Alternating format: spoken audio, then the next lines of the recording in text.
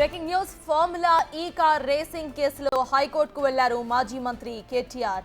ఈ కేసులో A1గా ఆయనపై ఇప్పటికే ఏసీబీ కేసు నమోదు చేసింది. దీంతో ఆయన హైకోర్టులో లంచ్ మోషన్ పిటిషన్ ను దాఖలు చేసే ప్రయత్నాల్లో ఉన్నారు. అయితే ముందుగా హైకోర్టు రిజిస్ట్రీని సంప్రదించాలని కోరింది హైకోర్టు ధర్మాసనం.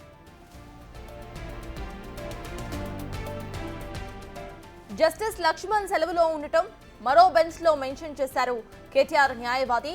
సింగిల్ బెంచ్ జస్టిస్ శ్రవణ్ దగ్గరకు వెళ్లారు. అయితే తన బెంచ్ లో క్వాష్ పిటిషన్ విచారించడానికి అనుమతి లేదని ఏసీబీ కౌన్సిల్ తెలిపింది. దీంతో చీఫ్ కోర్టులో లంచ్ మోషన్ మెన్షన్ చేశారు కేటీఆర్ న్యాయవాదులు.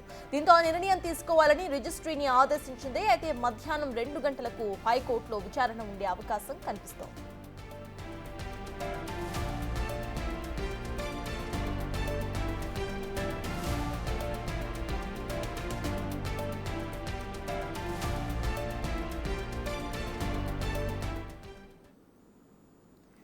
ఫార్ములా ఈ కార్ రేసింగ్ కేసులో హైకోర్టుకు వెళ్లారు మాజీ మంత్రి కేటీఆర్. ఇది అంశంపై పూర్తి డీటెయిల్స్ మా ప్రతినిధి సురేష్ అందిస్తారు. సురేష్, చెప్పండి, ప్రెసెంట్ కేటీఆర్ ఈ కేసులో A1గా ఉన్న విషయం అందరికీ తెలిసిందే. అయితే లంచ్ మోషన్ పిటిషన్ దాఖలు చేసే ప్రయత్నాల్లో ఆయన ఉన్నట్టు తెలుస్తోంది. అసలు అప్డేట్స్ ఏంటి?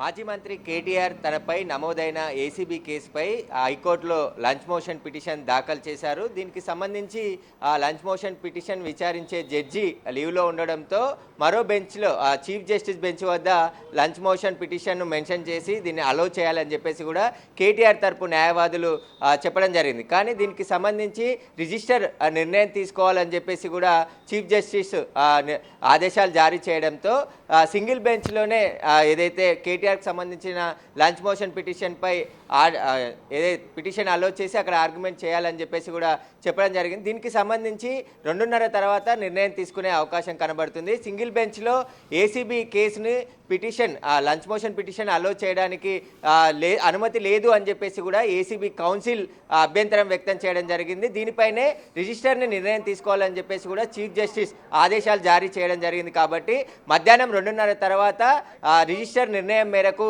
కేటీఆర్ పిటిషన్పై విచారణ జరుగుతుందా లేదా అనే దానిపై స్పష్టత వచ్చే అవకాశం కనబడుతుంది. ఒకవైపు ఏసీబీ అరెస్ట్ చేస్తుందని ముందస్తు భయంతోనే కేటీఆర్ హైకోర్టులో లంచ్ మోషన్ పిటిషన్ దాఖలు చేయడం జరిగింది. అసలు ఈ కేసే తలాట్ లేని కేసు అని చెప్పేసి ఆయన నిన్న మాట్లాడడం జరిగింది. కానీ ఇప్పుడు ఆ కేసుపై అరెస్టు పక్కా ఉంటుందని సమాచారంతోనే బీఆర్ఎస్ లీగల్ టీం ముందస్తుగా ఇక్కడ లంచ్ మోషన్ పిటిషన్ దాఖలు చేయడానికి హైకోర్టులో ఈరోజు దాఖలు చేయడం జరిగింది. అయితే మధ్యాహ్నం 2:30 తర్వాతే ఈ పిటిషన్పై విచారణ జరుగుతుందా లేదా అనేది కూడా తెలిసే అవకాశం స్పష్టంగా కనబడుతుంది. అయితే సురేష్, ఇందాక మీరు చెప్పినట్టు ఇటు కేటీఆర్ నిన్న మాట్లాడుతూ కూడా అసలు ఈ కేసు ఉండదు, వీగిపోతుంది అంటూ కూడా ఆయన మాట్లాడే ప్రయత్నం అయితే చేశారు. ఇప్పుడేమో క్వాష్ చేయడానికి లంచ్ మోషన్ పిటిషన్ దాఖలు చేయడానికి ఆయన ప్రయత్నాలు చేస్తున్నారు. అంటే ఇది మొత్తాన్ని ఎలా మనం అర్థం చేసుకోవాలి అనుకోవచ్చు? గతంలో కూడా ఈ కేసు గురించి బయటకు వచ్చిన ప్రతిసారి ఢిల్లీకి వెళ్ళటం, ఢిల్లీలో మంతనాలు జరుపుతున్నారు అన్నట్టు కూడా పొలిటికల్ సర్కిల్స్లో కొన్ని వార్తలు చక్కర్లు కొట్టాయి. సో మళ్ళీ అలాంటి ప్రయత్నాలు కూడా చేసే అవకాశం ఉంది అనుకోవచ్చా? ఖచ్చితంగా, ఎందుకంటే ఈ కేసులో కేటీఆర్పై నాన్ బెయిలబుల్ సెక్షన్లు పెట్టడం జరిగింది. ఖచ్చితంగా ఈ కేసులో కేటీఆర్ని ఏసీబీ అరెస్ట్ చేసే అవకాశం స్పష్టంగా కనబడుతుంది. ఎందుకంటే ప్రభుత్వానికి సంబంధించిన నిధులను దుర్వినియోగం చేశారు, ప్రభుత్వ ఖజానాకి నష్టం కలిగే విధంగా చర్యలు తీసుకున్నారు.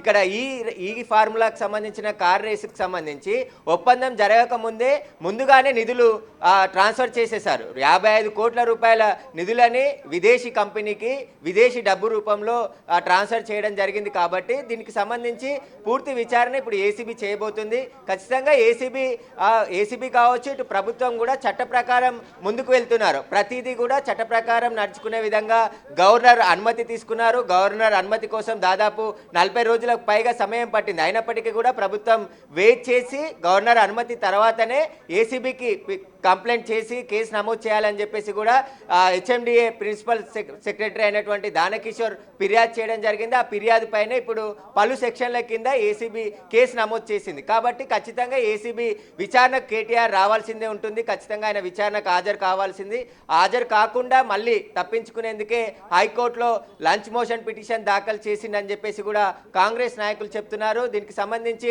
కేసును ఎదుర్కొంటే విషయాలన్నీ బయటికి తెలుస్తాయి కదా, కేసు ఎదుర్కోకుండానే మళ్ళీ లంచ్ మోషన్ పిటిషన్ వేసి క్యాష్ చేయాలని చెప్పేసి కోరడంలోనే వాళ్ళు తప్పు చేశారని చెప్పేసి అభిప్రాయపడాల్సి వస్తుంది ఖచ్చితంగా అని చెప్పేసి ఒకవైపు కాంగ్రెస్ నాయకులు చెప్తున్నారు. కానీ ఇప్పుడు హైకోర్టులో లంచ్ మోషన్ పిటిషన్ దాఖలు చేశారు కాబట్టి మధ్యాహ్నం 2:30 తర్వాత కేటీఆర్కి సంబంధించిన లంచ్ మోషన్ పిటిషన్పై రిజిస్టర్ ఇచ్చే ఆ నిర్ణయం ఎవరైతే సింగిల్ బెంచ్కి ఆదేశాలు ఇస్తే ఒకవేళ ఆ పిటిషన్ అలో చేసి దీనిపై ఆర్గ్యుమెంట్స్ స్టార్ట్ చేయండి అని చెప్తే ఒకవేళ 2:30 తర్వాతే ఈ విషయం తెలిసే అవకాశం ఉంది, స్పష్టత వచ్చే అవకాశం కనబడుతుంది.